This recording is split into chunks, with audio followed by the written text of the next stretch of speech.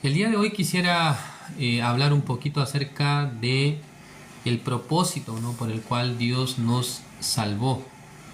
O sea, ustedes han escuchado mucho acerca de la salvación, el perdón de los pecados, pero tal vez no han escuchado precisamente el propósito, ¿no? El propósito de la salvación. ¿Por qué Dios ha tenido en bien salvarnos o salvarles a ustedes?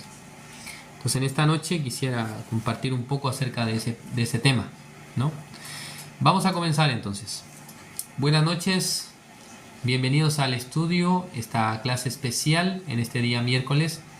Vamos a compartir la palabra de Dios hoy en el libro de Segunda de Corintios, capítulo 5, vamos a buscar, del versículo 11 hasta el 21.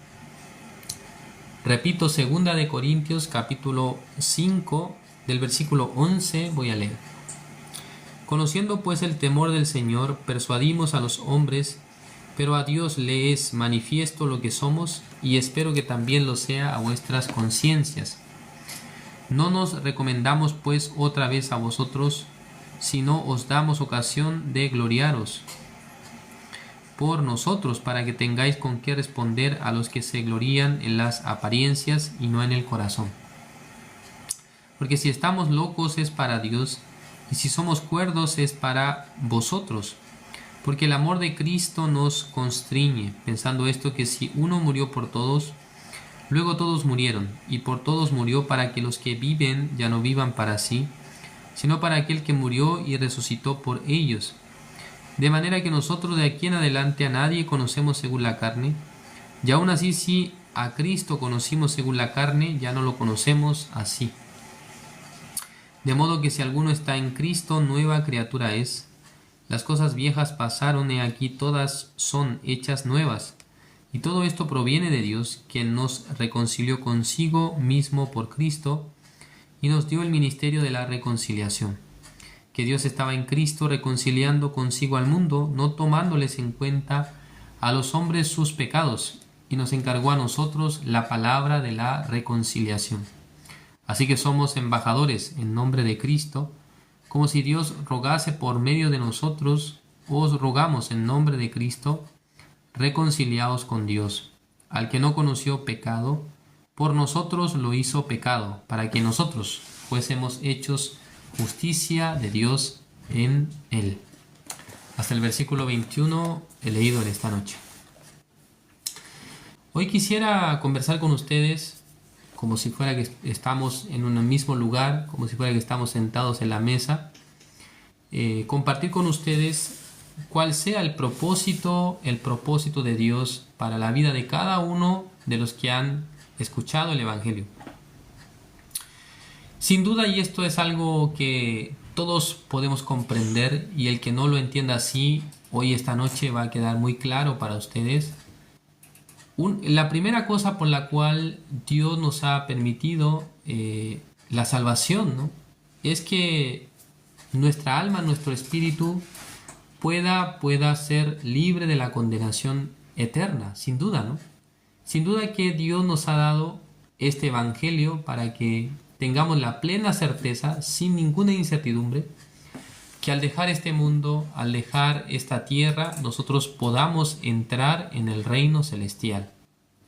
Lo contrario a ir al reino celestial es entrar en el lugar de condenación, ¿no?, en el lago de fuego, donde dice que el fuego no se apaga. Entonces, digamos que ustedes, escuchando el Evangelio, podrán tener mucho gozo y mucha felicidad por causa de lo que Jesucristo llevó nuestros pecados. Eso está escrito acá, ¿no? El versículo 19, veamos. Segunda de Corintios, capítulo 5, versículo 19, dice que Dios estaba en Cristo reconciliando consigo al mundo, no tomándoles en cuenta a los hombres sus pecados. O sea, esto es el principio del Evangelio, estimados hermanos, es que Jesucristo, nuestro Dios, no está tomando más en cuenta nuestros pecados. Está diciendo que ya no tenemos pecado, ¿no? No tomar en cuenta el pecado es como que Nosotros teníamos una deuda, pero ya Dios ha hecho borrón y cuenta nueva. Ya no hay más deuda, ya no hay más pecado. Por lo tanto, el hombre ya no tiene pecado. Esto viene a ser el principio de la salvación.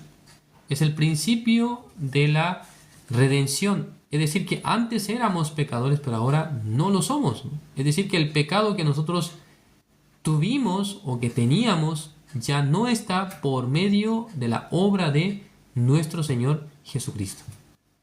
Para cada uno, ¿no? En distinto tiempo, alguno a la edad de 40 años, alguno a los 30 años.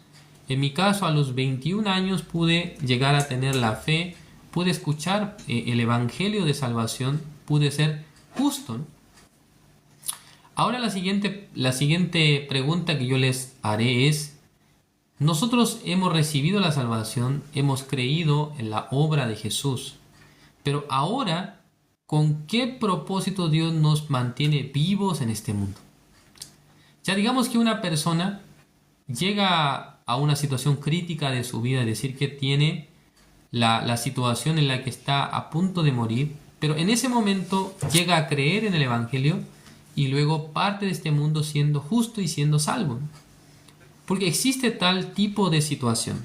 En la Biblia menciona a un hombre que estaba crucificado al lado de Jesús. ¿No es así?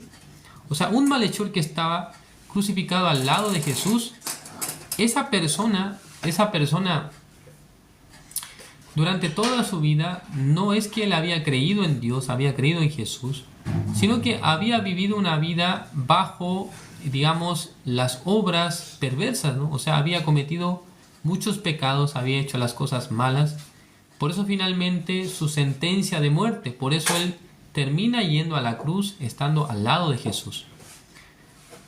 Este malhechor, el mismo malhechor, confiesa que nosotros hemos hecho cosas dignas por las cuales estamos aquí, dijo. Pero cuando señaló a Jesús, dijo que Jesús no había hecho nada por lo cual él debiera estar en ese lugar. ¿No es así? Entonces, en el caso de esta persona muriendo, al morir, ya no hay más que hacer. Es decir, que recibiendo la salvación, ya Jesucristo le dijo: hoy estarás conmigo en el paraíso. Pero en el caso de ustedes, estimados oyentes, en esta noche, ustedes han escuchado el Evangelio, alguno hace un año, alguno hace 5 años tal vez. No sé si habrá alguno que hace 10 años ya escuchó el Evangelio. Entonces, este periodo de vida que Dios les ha permitido durante 10 años, 5 años, ya, ¿cuál será la razón por la cual Dios nos permite estar vivos en esta época? Ya, la razón está descrita en estos versículos, pero tiene relación con lo que la Biblia llama el misterio de Cristo. O sea, Jesucristo ha muerto en la cruz por todos nuestros pecados, pero Jesucristo ha tenido en cuenta que después de recibir la salvación, el hombre, o sea, la persona salva o el cristiano salvo, debe dirigirse hacia algún lugar. O sea, debe estar en algún lugar. Ya la Biblia nos enseña acá en el versículo 14, veamos. Versículo 14. Porque el amor de Cristo nos constriñe, pensando esto, que si uno murió por todos, luego todos murieron. Ya Jesucristo murió por todos nosotros, ¿no? Ya Él pudo, o sea, morir por el pecado de todo el mundo. ¿Es correcto? Es decir, que uno murió, pero por todos. O sea, la muerte de Jesucristo equivale para todos nosotros. ¿Es correcto? Acá el versículo 15, y por todos murió, dice. Ya, y aquí es donde viene el punto importante. Dice así: para que los que viven ya no vivan para sí. O sea, esta parte ustedes deben considerar. Ya está escrito así: para los que viven ya no vivan para sí, sino para aquel que murió y resucitó por ellos. Ya, la vida de los cristianos salvos, estimados hermanos, Dios la ha puesto en un lugar. O sea, Dios no solamente quiso que los hombres, las personas, reciban el perdón de los pecados, sino que Dios ha preparado un lugar de encuentro para los creyentes, para los cristianos salvos. Esto ha sido el proyecto de Dios, el plan de Dios. No ha sido el proyecto de algún líder de una iglesia, sino que ha sido el proyecto fundamental de Dios. ¿Por qué Dios nos ha permitido la salvación? ¿Por qué Dios nos ha dado el perdón de los pecados? Dice acá que para que ya no viva para sí, está diciendo. O sea, ¿qué significa eso? Que ya no viva con su propio proyecto, o sea, con su proyecto personal. ¿Es correcto? Ya, para que no viva según su manera, para que no viva conforme a su plan, sino que sea parte de un proyecto muy ambicioso que viene a ser un lugar donde se reúnen los que han recibido la salvación. Este lugar es la iglesia.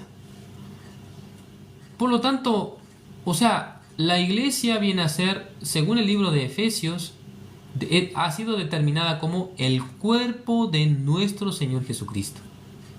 Entonces, cada una de las personas que recibe la salvación viene a ser un miembro del cuerpo de Jesucristo.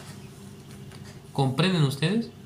Es decir, que cada uno de ustedes, después de recibir la salvación, han sido establecidos como miembros del cuerpo.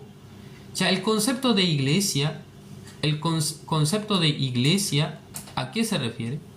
O sea, el concepto de iglesia realmente nos explica que iglesia significa la reunión de los llamados, la reunión de los que han sido apartados por Dios. Entonces, cada persona que ha llegado al conocimiento del Evangelio, cada persona que ha creído en el Evangelio, Dios le ha asignado en algún sentido como un miembro de la iglesia. Por lo tanto, siendo un miembro de la iglesia, tiene una función. Es correcto, ¿no? Cada parte del cuerpo, estimados hermanos, tiene una función determinada. Entonces, digamos que una persona fue salvada por Dios y cumple la función de una mano. Pero esta persona, llevando su vida, está viviendo con la función de un pie. Entonces, esta persona que fue llamada por Dios está cumpliendo la función por la cual fue llamado. O sea, fue llamado para formar parte del cuerpo como una mano. ¿No es así? Pero está llevando la función del pie. Entonces, esta persona, aunque el pie es necesario también en el cuerpo, pero está haciendo conforme a la función que le fue asignada. O sea, exactamente no está haciendo conforme a la función que le fue asignada. Entonces, lo primero, hermanos, es que ustedes deben entender Jesucristo, ¿por qué nos ha salvado? Esto está muy claro en la parábola del buen samaritano. Cuando el buen samaritano, digamos que estaba salvando al medio muerto, la Biblia señala que él le puso aceite y vino. Estos son símbolos, ¿no?, espirituales. El aceite simboliza el Espíritu Santo de Dios. Y luego el vino representa, por una parte, se refiere a la sangre de Jesucristo derramada en la cruz por nuestros pecados. Y segundo, está hablando acerca del gozo, ¿no? Gozo, alegría por la salvación. Entonces, después de que una persona recibe la salvación, el Espíritu Santo de Dios, ¿qué es lo que hace el samaritano? El samaritano tiene dos opciones en ese momento. La primera es llevarlo hacia el lugar de Jericó, que simboliza el lugar de placer, ¿no? El lugar donde la gente disfruta las cosas de la carne. Y segundo lugar, debería ser otro lugar llamado Jerusalén. Jerusalén es el centro de adoración, o sea, en esta época llamaremos a Jerusalén como el lugar donde existe la religión, donde están las personas religiosas que tienen la apariencia de piedad, tienen la apariencia de ser creyentes, ¿no? Pero en sí no han sido convertidos correctamente. Entonces, el buen samaritano, que simboliza a nuestro Señor Jesucristo, no puso al medio muerto que ha sido sanado y curado, no lo puso ni en Jericó, que representa el mundo incrédulo o el mundo de la carne, ni tampoco lo puso en Jerusalén, que simboliza la religión, sino que lo ha puesto en un tercer lugar, esto es el mesón. Hermanos, el mesón es una sombra de la iglesia, que es el lugar donde Dios quiere poner a los cristianos que han sido salvos. Por lo tanto, Dios, ¿por qué nos ha salvado, hermanos? Para que seamos parte de su cuerpo. Eso es el propósito, ¿no? Y luego ser parte del cuerpo no es al azar, sino que cada uno ha sido ubicado en un lugar específico. Entonces, ¿cuál viene a ser nuestro desafío, ¿no? Podemos decir. ¿Cuál viene a ser o debe ser nuestra interrogante, estimados hermanos? Dios, ¿en qué parte, en qué lugar del cuerpo, en qué lugar de la iglesia quiere usar mi vida? Ya en mi caso, en el año 2013 tenía muchas dudas acerca de ello. No sabía bien cuál era la función o el lugar donde Dios quería que yo sirviese. Porque recuerdo muy bien que yo había renunciado a mi trabajo para poder participar en un evento en ese tiempo, Campamento Mundial en la ciudad de Buenos Aires, en Argentina.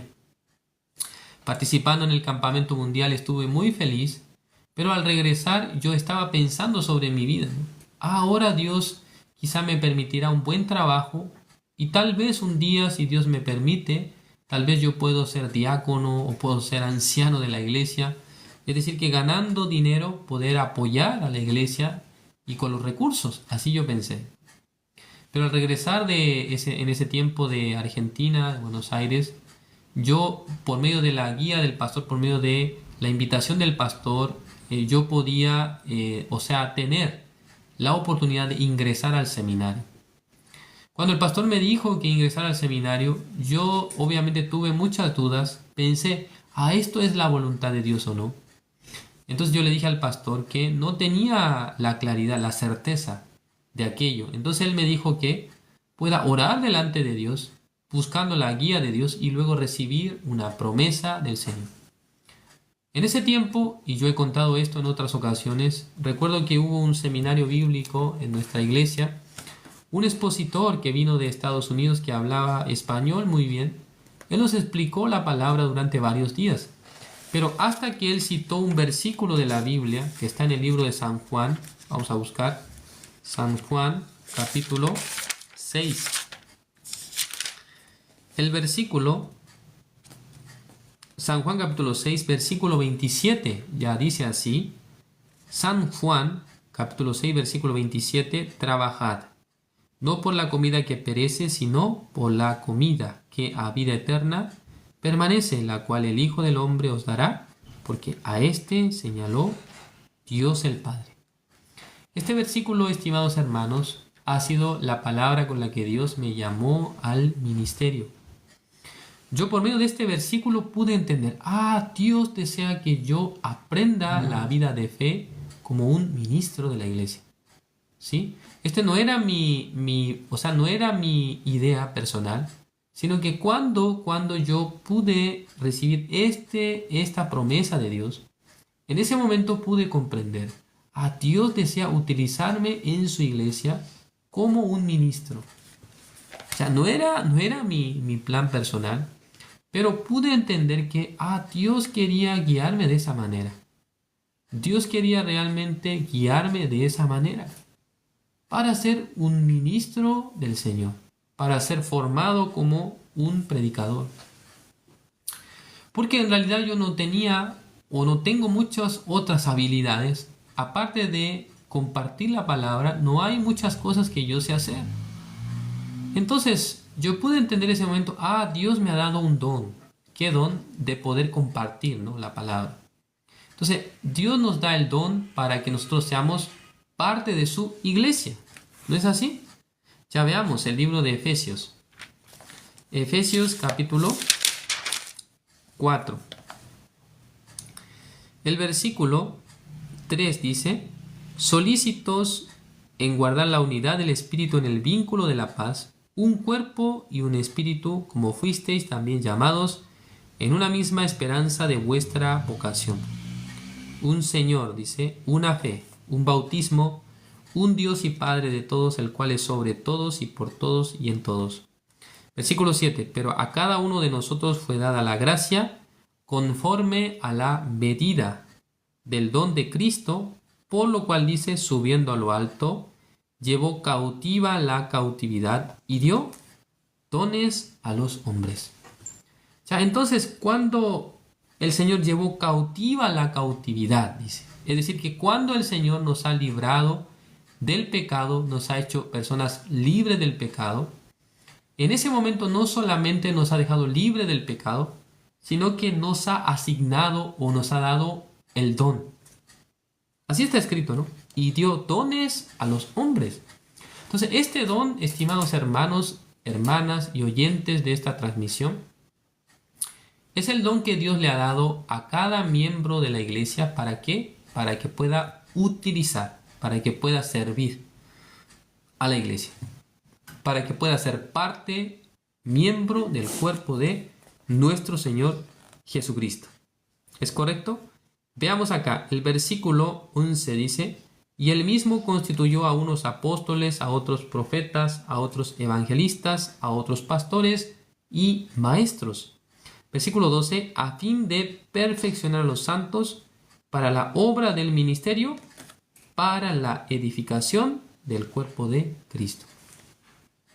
Ya a cada uno dice que ha dado el don, ha dado, o sea, el don a cada uno que Dios ha salvado.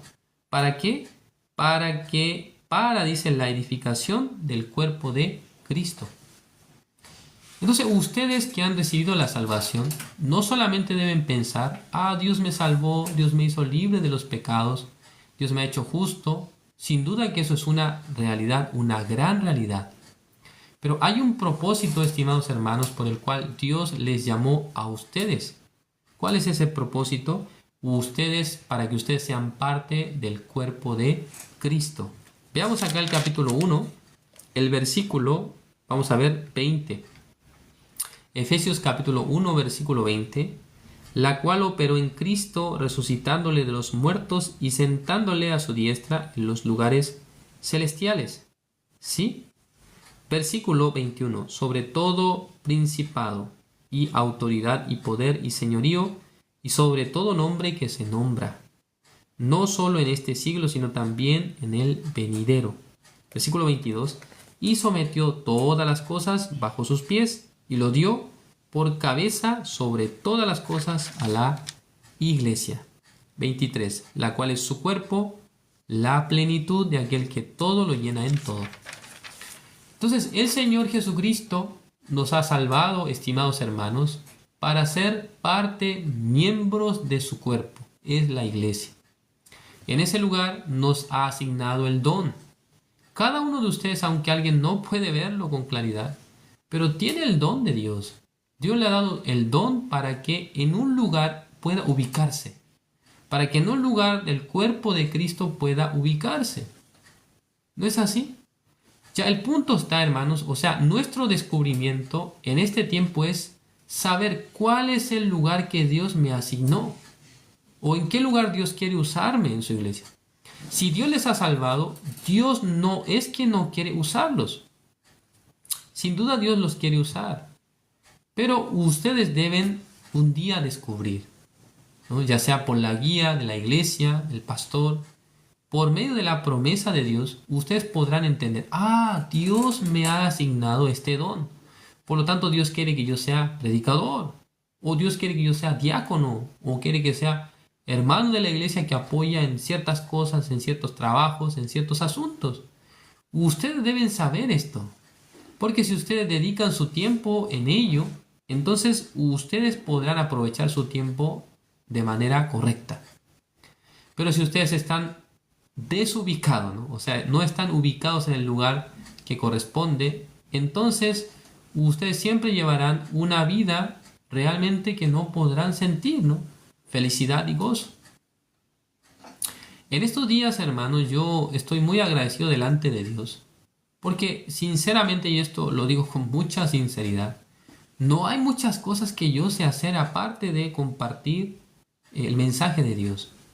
O sea, aparte de explicar o procurar explicar la palabra de Dios, no hay muchas cosas que yo sepa hacer muy bien. Entonces, para mí, O sea, para mí un buen día, hermanos, es cuando tengo la oportunidad de que varias veces en un día puedo compartir la palabra. Para mí esto ha sido un día beneficioso, o sea, ha sido un buen día. Por ejemplo, el día de hoy, no quiero hablar con el sentido de jactarme, pero quisiera explicarles a ustedes. Yo desde la mañana he empezado a compartir la palabra. A las 9:50 tuve la oportunidad de compartir en el estudio bíblico, que normalmente hago el live de la mañana. Pero luego me invitaron de una iglesia, o sea, la iglesia de Los Ángeles de Estados Unidos, me invitó para dar la hora piadosa. Pero imagínense, en Los Ángeles hay 5 horas de diferencia, menos que en Chile. Entonces los hermanos estaban a las 6 de la madrugada ya conectándose en la plataforma de Zoom, pero yo en Chile eran las 11 de la mañana, ¿no? Entonces yo les partí diciendo a los hermanos, qué lástima, estamos en desventaja porque ustedes, creo que hace un poco de rato se han despertado, pero yo ya llevo algunas horas despierto, ¿no? Entonces alguno de ustedes está somnoliento, pero acá en Chile ya son las 11 de la mañana. Y durante 35 minutos más o menos compartí la palabra. Y luego, por causa de la ausencia del pastor Kim, a las 7 de la tarde tuve que compartir otra vez, ¿no? Tuve que anunciar la palabra, preparando el estudio, compartí. Y luego hace una hora atrás, más o menos a las 9:20, y no, más de una hora, no, 2 horas atrás, compartí también el estudio del live de las 9:20. Y ahora otra vez a las 11 de la noche me toca compartir. Entonces, yo puedo pensar que lo único que necesito en este momento es un poco de agua, ¿no?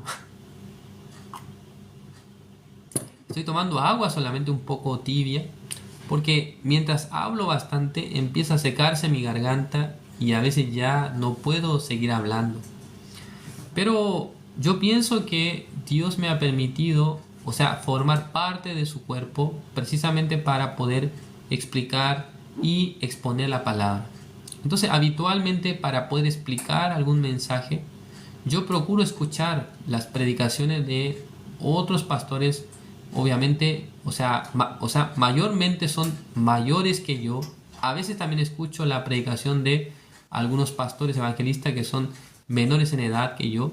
Pero cuando escucho detenidamente, y puedo sacar muchas enseñanzas, puedo sacar muchas palabras que para mí eran desconocidas o que yo no conocía bien la profundidad.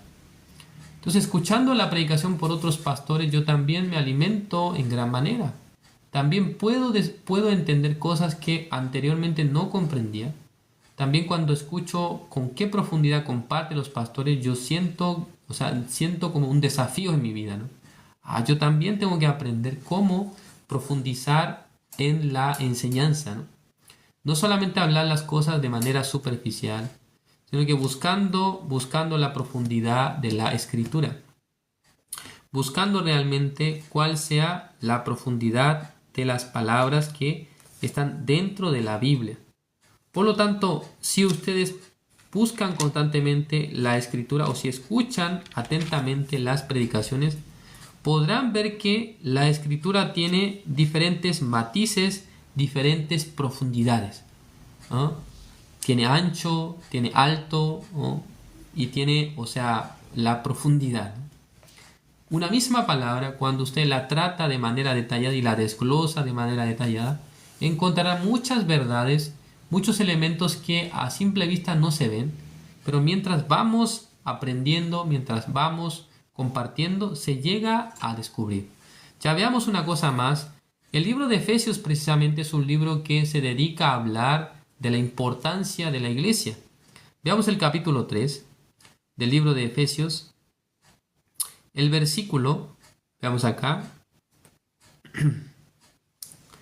capítulo 3, versículo 3 dice que por revelación me fue declarado el misterio, como antes lo he escrito brevemente. Versículo 4, leyendo lo cual podéis entender cuál sea mi conocimiento en el misterio de Cristo. Ya, acá aparece un concepto fundamental para entender el concepto de la iglesia, porque el misterio de Cristo es la iglesia. O sea, lo que Jesucristo quería revelar al mundo es la existencia de la iglesia, la administración de la iglesia. Entonces, una persona para conocer a Dios necesariamente debe encontrarse en su vida con el Señor Jesucristo. Si en su vida no se encuentra con la obra de Jesús, le será imposible creer en Dios, le será imposible encontrarse con Dios. Porque el Señor Jesucristo en el libro de San Juan dijo que si ustedes me ven a mí, es equivalente a que ya han visto a Dios, dijo. Aunque ustedes no pueden tener la vista para ver a Dios, pero si ustedes me ven a mí, yo soy el resplandor, dice, de su gloria. Eso dice en el libro de Hebreos capítulo 1, ¿no? Que Jesucristo es el resplandor de su gloria. Ya esto, ¿qué quiere decir esto? Es equivalente a que nosotros, por ejemplo, no podemos ver el sol. Sí, aparentemente ustedes están viendo el sol, ¿no? Pero ustedes saben a cuánta distancia está el sol del lugar donde ustedes están. Está a 150 millones de kilómetros de distancia. Ustedes pueden ver algo a 150 kilómetros, a 150 millones de kilómetros de distancia. ¿Pueden verlo ustedes? Nadie puede ver eso.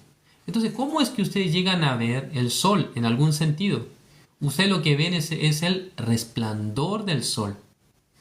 Entonces la Biblia lo que nos menciona en el libro de Hebreos es precisamente acerca del resplandor de Dios. El resplandor de su gloria, dice. El libro de Hebreos capítulo 1, el versículo, veamos acá. El libro de Hebreos capítulo 1, el versículo 3 dice, el cual siendo el resplandor de su gloria y la imagen misma de su sustancia. Ya nuestro Señor Jesucristo es el resplandor de su gloria, dice. O sea, el sol, que es una estrella que emana luz, esta luz es, o sea, tiene un resplandor, el resplandor del sol, ¿no? Es lo que nosotros llegamos a ver. Porque por el cálculo se puede calcular, ¿no? La luz que emana del sol para llegar a la superficie de la Tierra demora aproximadamente 8 minutos y 30 segundos. ¿Cómo pueden saber este cálculo? Tienen que dividir la distancia, o sea, es decir, la distancia que hay entre el Sol y la Tierra, que son aproximadamente 150 billones o 150 billones de kilómetros, tienen que dividirlo por 300.000, que viene a ser, o sea, que viene a ser la velocidad de la luz. Entonces, cuando ustedes lo dividen, esto les dará, creo que dará en cantidad, en segundos. Entonces, si hacen la conversión, dividiendo por 60, entonces les dará 8.3. Es decir que 8 minutos 30 segundos. Es lo que demora la luz que emana del sol en llegar a la superficie de la Tierra. Entonces, este resplandor que nosotros vemos viene a ser el resplandor del sol. De la misma manera, aunque a Dios no lo podemos ver, pero ya se pudo reflejar o se pudo ver la imagen del Cristo, de nuestro Señor Jesucristo. Entonces, en resumen, el misterio de Dios es nuestro Señor Jesucristo. ¿Sí me siguen? El misterio de Dios, que es invisible para nosotros, es Jesucristo, es decir, que a través de Jesucristo conocemos a Dios. ¿Comprenden? Pero el misterio de Jesús, para poder operar en este mundo, para poder dirigir a los miembros a los hermanos, es necesario la iglesia. Por lo tanto, el misterio de Dios es nuestro Señor Jesucristo. Pero el misterio de Cristo viene a ser la iglesia, porque es el lugar donde Jesucristo trabaja, es el lugar donde Jesucristo se mueve, es el lugar donde Jesucristo obra. Veamos, en el libro de Apocalipsis aparece esto, y luego vamos a terminar. Apocalipsis, capítulo 1, versículo 20 dice, el misterio de las 7 estrellas que has visto es en mi diestra, y de los 7 candeleros de oro, las 7 estrellas son, y de los 7 candeleros, las 7 estrellas son los ángeles de las 7 iglesias. ¿Sí? Y los 7 candeleros que has visto son las 7 iglesias. Está hablando acerca de misterio. misterio de qué? De las 7 estrellas y de los 7 candeleros. Entonces, 7 estrellas, dice, son los ángeles. Estos ángeles está traducido desde el idioma, o sea, original, el griego, significa enviado, ¿no? Enviado de Dios. Es decir, que el ángel viene a ser, en esta palabra se refiere al ministro, al siervo de Dios que dirige la iglesia. Porque dice, escribe al ángel de la iglesia en Efeso, el que tiene las 7 estrellas en su diestra, el que anda en medio de los 7 candeleros de oro, dice esto. Entonces, digamos que Dios le habla a su ángel, entonces el ángel debería hablar con la congregación, pero no es así, ¿no? Sino que no es que nosotros escuchamos la voz de los ángeles, sino que por medio del siervo, el pastor, en este caso el líder de la iglesia, él nos habla, ¿no? Él nos da la palabra. Entonces, cuando habla sobre el ángel de la iglesia se refiere el pastor. No está diciendo que es un ángel, sino está utilizando el concepto de ser enviado por Dios, ser encargado de Dios. Pero luego habla sobre los candeleros. El versículo 1 dice, el que tiene las 7 estrellas en su diestra, dice, el que anda en medio de los 7 candeleros. O sea, ¿quién es este que anda en medio de los 7 candeleros y que a su diestra tiene a las estrellas, dice 7 estrellas?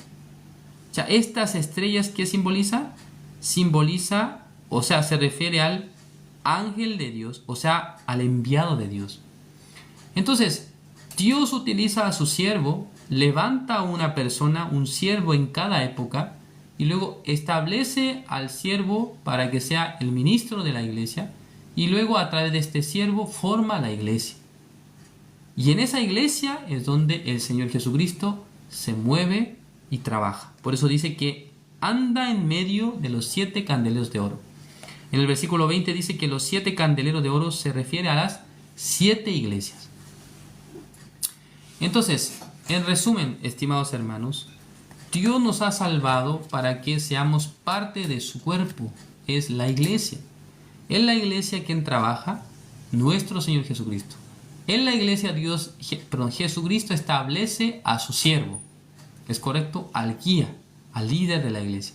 Y luego establece a los miembros. Y los miembros cumplen cada uno una función determinada para poder, dice, perfeccionar el cuerpo, la obra de la iglesia. ¿Es correcto? Entonces, ¿qué es la iglesia, hermanos? La iglesia no tiene el concepto del edificio, sino que la iglesia es la reunión de los santos, la reunión de los justos. En el libro de Salmos está escrito, ¿no? Habla sobre la reunión de los justos. Dice que ningún pecador podrá levantarse en la reunión de los justos, ¿no? O en la congregación de los justos habla. Entonces, la iglesia es la congregación, hermanos. Si nosotros nos reunimos en un salón es porque es un lugar adecuado para poder congregarse, para poder compartir la palabra. Pero si en el caso que no existiera el edificio, entonces tiene que ponerse en un lugar abierto, tal vez sentado en algunas sillas y una persona al frente que pueda exponer la palabra. Esto también viene a ser la iglesia. O sea, la iglesia no la forma la pared, no lo forma el salón, sino que la iglesia se forma cuando se reúnen los cristianos salvos, los justos. Digamos que tenemos un salón de culto, pero tenemos puras personas que no son salvas, aunque se reúnan en torno a una adoración. Esto no es la iglesia. Esto es un grupo de personas que se han reunido supuestamente para adorar a Dios, para testificar acerca de Dios. Pero si no son personas salvas, entonces esto la Biblia no le llama iglesia. Porque la iglesia, estimados hermanos, es la reunión de los apartados, de los justos, de los que han sido santificados. Entonces, la iglesia, ¿quién la compone? Los miembros de la iglesia, son los cristianos salvos. El edificio, hermanos, no se le llama iglesia, eso es el salón de reunión, es el salón de culto. Nosotros habitualmente hablamos de esta manera, la iglesia, voy a la iglesia, dice. ¿Sí, correcto? Porque llama como si fuera la iglesia el lugar, pero en la Biblia menciona que la iglesia que está en la casa de tal, dice. En las cartas paulinas, el apóstol Pablo dijo, la iglesia que está en la casa de fulano. Entonces no se refiere la iglesia al edificio, sino se refiere a la reunión de personas que tienen algo en común. ¿Qué es? La fe en la obra de Jesucristo. Ustedes, hermanos, ¿por qué han sido salvos? Porque han sido limpios de sus pecados. Dios quiere que cada uno de ustedes forme parte de su iglesia. Ya sea en el lugar que ustedes viven, ya sea que ustedes están en Chile, están en Perú, en Argentina, en Bolivia, en Uruguay, donde ustedes estén.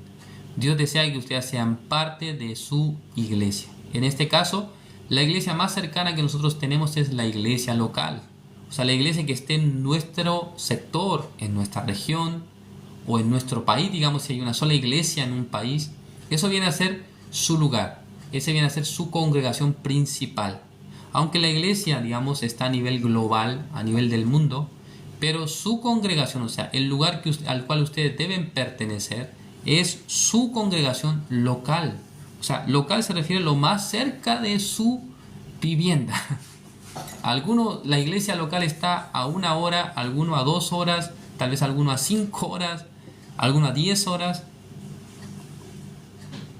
Pero esto viene a ser el concepto de iglesia local. O sea, lo que esté más cerca de ustedes. ¿Entienden? Aunque existe esta forma virtual, ¿no? Entonces todos se acercan.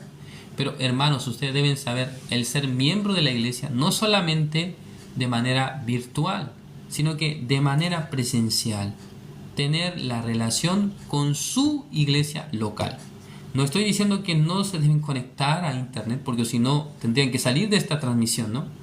No estoy hablando de esto, sino que ustedes deben tener la relación local, ¿no?, con su iglesia. Si no tienen la relación local, entonces tengan esta oportunidad.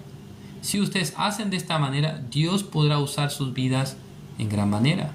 Dios podrá usar sus vidas de manera precisa. También ustedes serán parte del cuerpo de Jesús. Ustedes serán utilizados hermosamente por el Señor. Espero que todos ustedes en esta noche hayan podido comprender lo que he querido transmitir. Espero que Dios les bendiga. Gracias por su atención. Vamos a orar. Dios Padre, Señor, le agradecemos. Señor, usted nos ha salvado con un propósito, que seamos parte de su cuerpo, seamos parte de su iglesia. Esto no se trata de que cada uno de manera independiente lleve su vida espiritual, sino que debemos saber cuál es el propósito del Señor, por qué el Señor nos ha salvado, por qué el Señor nos ha llamado, por qué nos ha hecho entender esta gran salvación. Dios con un proyecto principal nos ha llamado, ser parte, que seamos parte de su iglesia. Ahora, el lugar donde estaremos, Señor, en la posición, el lugar, la función que nosotros cumpliremos, esto también Dios debe revelar a cada hermano. Dios debe mostrar a la vida de cada uno para que pueda saber cuál es la voluntad de Dios para nuestra vida. Por esa razón, si Dios nos llama como ministros, entonces queremos saber, Señor, si es que Dios nos llama como al ministerio. Si Dios nos llama como hermanos que apoyan la obra, también queremos saber. Si Dios nos llama como diáconos, como ancianos, que son personas encargadas en la iglesia, personas que están realmente puestas ahí por Dios, entonces también queremos conocer. Señor, espero que a todos los hermanos pueda revelar cuál sea su función, dentro de la iglesia. Creo que si tempranamente podemos saber esto, entonces rápidamente podremos ser utilizados de manera efectiva por el Señor. Gracias, Señor, por todo. Oramos en el nombre de su Hijo amado, nuestro Señor Jesucristo. Amén.